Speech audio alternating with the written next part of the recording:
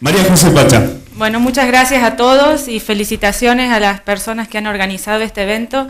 Creo que es muy importante poder mostrar lo que la gente local hace, las ideas nuevas que tenemos y cómo podemos aportar también al bienestar de nuestro mundo.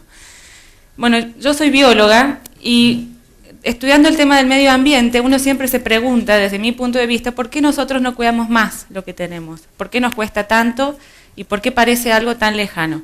Entonces yo empecé a trabajar sobre este tema y les quiero comentar algunas ideas.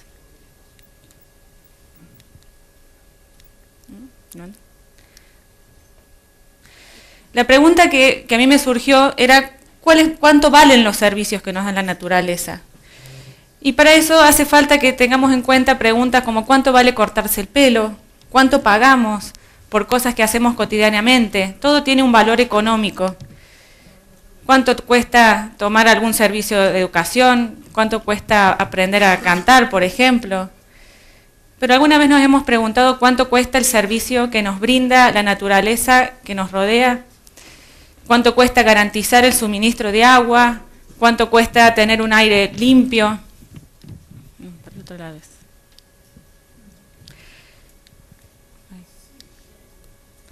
Y algo que me gustó esta afirmación que nos dieron, que la biodiversidad es muy importante para muchos sectores económicos, pero la percepción que tenemos hasta el momento es que es un lujo, es algo que todavía no tenemos que preocuparnos, que siempre va a estar con nosotros. Y hay algunos vínculos que para mí son obvios y otros que no son obvios. Sí sabemos que tenemos que pagar por ir a comprar carne, ir a comprar verdura, y podemos ponerle un precio a eso.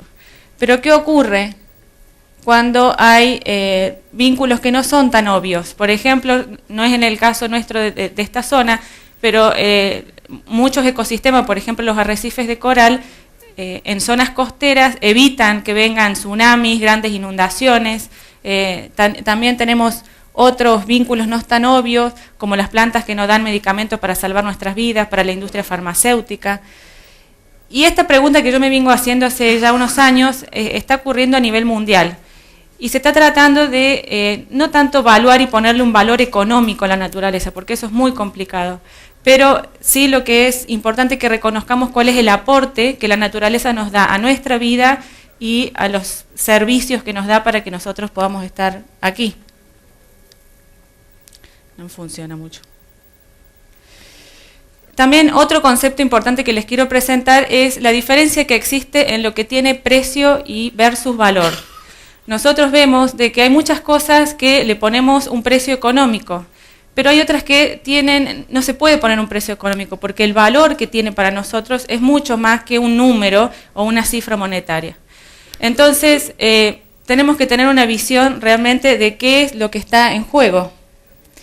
Lamentablemente, en nuestro mundo capitalista, pensamos que el crecimiento económico se mide a través de cifras como el Producto Bruto Interno, cuánto es el dinero que tiene un país, pero no se contabiliza cuáles son las riquezas de los recursos naturales que cuenta el país. Nuestro país, Argentina, es un ejemplo de eso. Y puse aquí en rojo una cifra que quiero que ustedes se lleven. Que no tenga precio no quiere decir que sea gratis y que no tengamos que pagar por eso. Es muy sensible. El concepto para mí que les quiero presentar en esta charla tiene que ver con los servicios ecosistémicos. ¿Qué son los servicios ecosistémicos? Son las contribuciones directas o indirectas que la naturaleza da para nuestro bienestar y nuestra supervivencia. Estos servicios ecosistémicos tienen que ver con lo que aporta nuestra salud física, mental, cultural, económica, y todo eso está proveído por la naturaleza. Se empezó a trabajar fuertemente en esto en los últimos años, y yo les voy a dar una lista de algunos de los servicios que a veces no nos damos cuenta que la naturaleza nos provee. Hay servicios que son de provisión, servicios que nos da directamente la naturaleza. Entonces, por ejemplo, tenemos que ver con la comida, algo más tangible. Los ecosistemas nos proveen los lugares donde crecen tantos plantas o animales que son el sustento para nosotros. La materia prima para la construcción, para combustible, para aceites y todo lo que deriva de las plantas y los animales. Sin ir más lejos, que cada vez tenemos una problemática mayor, el agua dulce. Los ecosistemas juegan un rol importante en proveer cantidad y calidad de agua dulce. Los bosques principalmente en zonas de cabeceras altas de cuenca, son los responsables de que en cuenca abajo podamos tener agua de buena calidad y buena cantidad. Y también los recursos medicinales. Imagínense, toda la industria farmacéutica, toda la industria cosmetológica constantemente nos está promocionando elementos que tienen que ver con las plantas, con los animales. Vemos en las publicidades descubrimientos constantes, y eso es un valor que también se saca de la naturaleza, pero no se aprecia. Hay otros servicios que son muy relevantes, por ejemplo el de regulación. Ahora, con el tema del cambio climático, cada vez estamos hablando más, la naturaleza juega un papel importante como amortiguador de esos efectos. El clima local y la calidad de hábitat. Nosotros podemos ver claramente qué ocurre cuando se tala la ladera de una montaña, se puede ver cómo afecta que existan más diques. El clima local está fuertemente caracterizado por la vegetación y la topografía que tenemos. Con el tema del cambio climático, el secuestro de carbono y el almacenamiento de carbono, los bosques juegan un rol muy importante en esto, porque al retener dióxido de carbono a través de la fotosíntesis, que todos ya saben lo que es la fotosíntesis, me imagino, mantiene carbono, que en este momento es lo que nosotros estamos emitiendo constantemente en la atmósfera, con nuestras actividades comerciales, nuestras actividades industriales. Desde los últimos 100 años estamos cada vez incrementando más ese carbono que está causando el efecto invernadero, el calentamiento global, y los bosques son un secuestro de carbono que debemos proteger. Lamentablemente hacemos lo contrario, talamos bosques, quemamos bosques, y eso hace que el carbono almacenado incremente más el stock de carbono que hay en la atmósfera. Y como les comentaba, la moderación de eventos extremos. Esto, volviendo al ejemplo de los arrecifes de coral, de los manglares, en lugares que tienen problemas climáticos más fuertes, como en China, como en la India, donde tienen grandes tormentas, tener vegetación y árboles en las costas hace que el efecto sea mucho menor. Y también en el tratamiento de aguas residuales, o sea, los humedales, son sistemas muy complejos que van filtrando el agua cada vez más. Tenemos los esteros de Liberá, que es nuestro humedal más grande y una de las reservas de agua más importantes.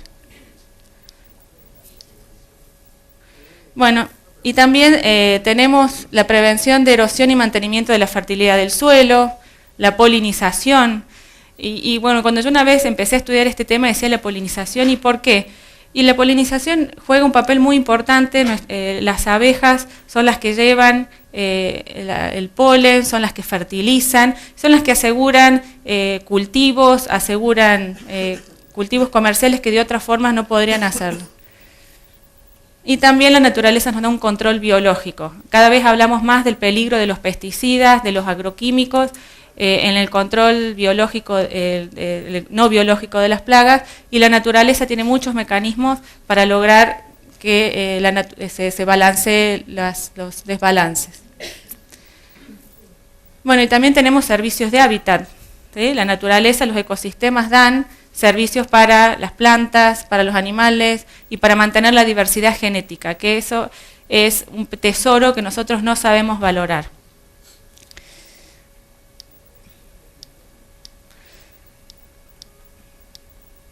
Perdón. Los servicios culturales que yo les quería mostrar acá tienen que ver con la recreación y salud física y mental. Estos servicios no son muchas veces valorados, porque cuando ustedes van a un lugar, la naturaleza provee un espacio para esparcimiento, para ejercicio, para mejorar nuestra salud, mejorar nuestra vida, y yo acá estoy mostrando una lista de esos.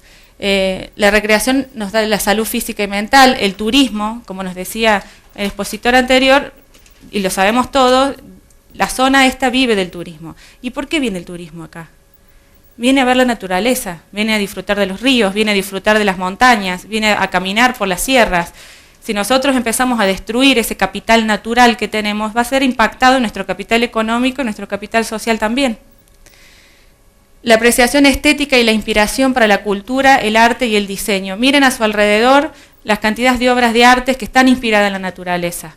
Eso también tiene un valor que debemos tener en cuenta. Y la experiencia espiritual y el sentido del lugar. Como les decía anteriormente, si ustedes van a un lugar hermoso con vegetación o van al lado del mar, a una playa, el bienestar que uno siente también lo provee la naturaleza.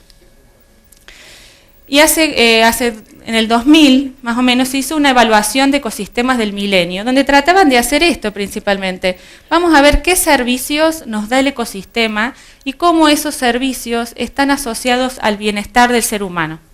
En cajas, acá pueden ver algunos de los servicios que yo les mencioné: soporte, provisiones, regulación, servicios culturales, y también cómo esto está asociada con distintos elementos de nuestra salud y de nuestro bienestar. Esto fue una investigación que acá yo les muestro un resumen, pero lo hicieron científicos de todo el mundo para mostrar realmente a los tomadores de decisiones y a los gobernantes de que esto está intrínsecamente relacionado. Ahora, cuando lo pensamos y yo se los presento, ¿les parece una idea rara? ¿Les parece una idea extraña? Bueno, pero hasta este momento esto no se había empezado a hurgar, y siempre la conservación de la naturaleza se vio como un lujo, como algo que hacemos y después tenemos tiempo. Y esto lo podemos ver también en las políticas de nuestros gobiernos, donde es más importante asegurar cosas a corto plazo y cada vez hay menos interés y gente preparada trabajando en los gobiernos locales, provinciales y nacionales para asegurar de que estos servicios sean mantenidos a largo plazo. Y bueno, acá no lo voy a leer a todo, pero les pongo algunos ejemplos en el mundo y cómo realmente no cuidar estos servicios ambientales de estos ecosistemas nos dan pérdidas económicas. Acá hay un ejemplo en China, donde hay desplazamientos gracias a las inundaciones por grandes valores de dinero, y se llegó a la conclusión de que fue gracias al corte indiscriminado de árboles en las 5 décadas anteriores. Entonces, lamentablemente el ser humano, en vez de ser cuidadoso antes, somos reactivos, y lo que ocurre con la naturaleza es que hay un punto límite, donde si nosotros seguimos destruyendo y degradando, no hay vuelta atrás.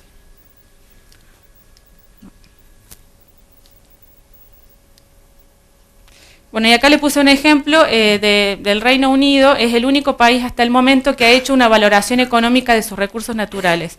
Entonces, les pongo este dato interesante: los insectos polinizadores aportan beneficios cercanos a 700 millones de dólares. Y otro ejemplo distinto, que es por el no cuidado de esto, la muerte de abejas en el 2007 le costó a los agricultores de Estados Unidos 15 millones de dólares, según el Departamento de Agricultura. ¿Y esto por qué es? Los polinizadores dan servicios, ayudan a que los cultivos crezcan, a que exista una mezcla genética. En este caso, no, hay muchas pérdidas. Y también le puse este ejemplo de México, los murciélagos y la economía. Título raro, si ustedes se preguntan qué tiene que ver los murciélagos con la economía. Bueno, un estudio en México mostraba que al atardecer estos mamíferos van a volar donde hay cultivos cítricos y otras plantas y acaban con buena parte de las plagas que afectan esos cultivos. Por esto los agricultores gastan mucho menos en plaguicidas y sus cultivos son más sanos. Si esta cueva no es protegida, se perdería millones de pesos mexicanos en la región. Cuando vemos un murciélago vemos que bicho feo, ¿qué vamos a hacer con este bicho? Lo matemos, pero todo tiene una función y tenemos que respetarlo también, y muchas veces por desconocimiento actuamos. Bueno, este es un concepto que también se está manejando, una idea nueva que tiene que ver con el medio ambiente, que está relacionado en cómo el ser humano deja una huella en el planeta a través de su vida y sus actividades. La huella ecológica es un concepto relativamente nuevo que es una medida que indica la demanda humana en el planeta y cuenta lo que la naturaleza nos da, y también cuánto le toma a la naturaleza reciclar los desechos que nosotros producimos, nuestra basura.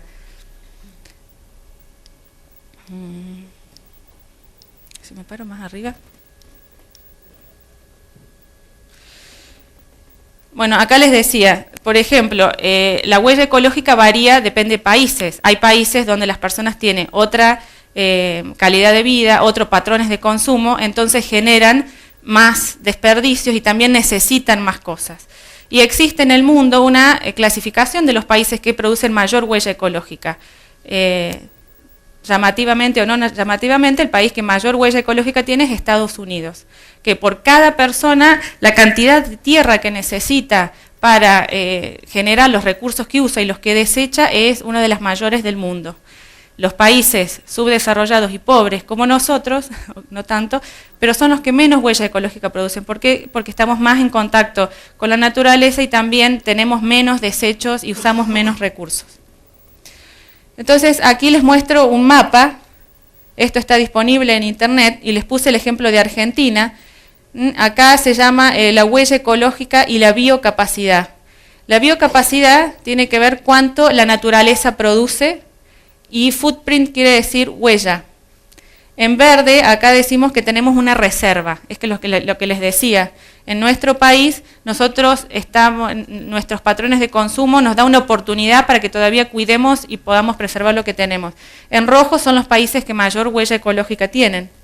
Entonces yo les muestro el ejemplo de Estados Unidos, donde la biocapacidad es superada por la huella ecológica y tienen un déficit. Quiere decir que necesitan más recursos naturales de los que tienen. ¿Y de dónde los sacan? De los otros países como nosotros que nos sobran. Bueno, acá yo quiero pasar a un tema breve que tiene que ver con las áreas protegidas. Y hay un estudio que se realizó en Perú interesante, donde han medido cuánto es el aporte de las áreas protegidas a la economía nacional del país. ¿Por qué? Porque el gobierno no le estaba dando el presupuesto necesario que necesitaban las áreas protegidas. Y la gente que trabajaba en áreas protegidas decía, tengo que hacer algo para que el ministro de Economía, el gobernador, me dé más dinero, porque no me alcanza el presupuesto. Entonces, yo conozco a la persona que realizó este estudio y él me decía, yo tengo 5 minutos para cambiar la mentalidad de esta gente. ¿Y cómo hizo? Mezclando la parte económica con la parte de la naturaleza. Porque si no, ¿cómo convences a personas que se manejan con números? Tenés que aprender a hablar también ese idioma. Como no tengo tanto tiempo, les muestro que hay alguna información interesante de cuánto, por ejemplo, el agua para consumo humano, casi 3 millones de personas en Perú toman agua que se genera en áreas protegidas y tiene un valor casi de 81 millones de dólares. Y así sucesivamente con la electricidad, el agua, el turismo. Sería muy importante que nosotros podamos visualizar en nuestro país, en nuestro lugar, cuánto es el aporte que la naturaleza nos da, cuánto es el aporte que las montañas, los ríos nos dan al turismo, y eso se puede cuantificar. Bueno, yo acá pongo un ejemplo del agua y tengo algunas propuestas, ¿no? Vemos que es un problema que tenemos constantemente. Bueno, una de las soluciones que se está trabajando en el mundo es pagar por el medio ambiente, donde Costa Rica, por ejemplo, es uno de los países que implementó un sistema de pagos por servicios ambientales. ¿Qué quiere decir eso? Se le paga a la gente que tiene bosques por conservar ese bosque o por restaurarlo. Gracias a ese esquema de pagos por servicios ambientales, que funciona hace ya 20 años, miren qué adelantado que están, ellos han recuperado la cobertura forestal de un 20 a un 50%. El otro que quería comentarle, el Fondo Nacional del Agua en Ecuador, el FONAC, y esto ocurre en muchos lugares en Latinoamérica cada vez más, donde hay fondos privados y públicos que pagan también a las personas que están cuenca arriba o que están protegiendo las cuencas a través de restauración o bosques que ya existen, para proteger la fuente de agua. Tiene distintas figuras financieras que el que le interesa le cuento. Y también las empresas pueden hacer algo. Las empresas, por ejemplo, en Walmart, solamente va a comprar carne de Brasil cuya producción no contribuye a la deforestación en la Amazonía. Entonces, yo con todos estos ejemplos breves le quiero mostrar que hay soluciones, que estas ideas las tenemos que incorporar también en nuestro lugar, en donde vivimos nosotros. Y quiero finalizar mostrándole esta foto, ahora si luego de haber presentado estas ideas podemos entender el efecto que puede tener una deforestación masiva como lo que está ocurriendo. Muchas gracias.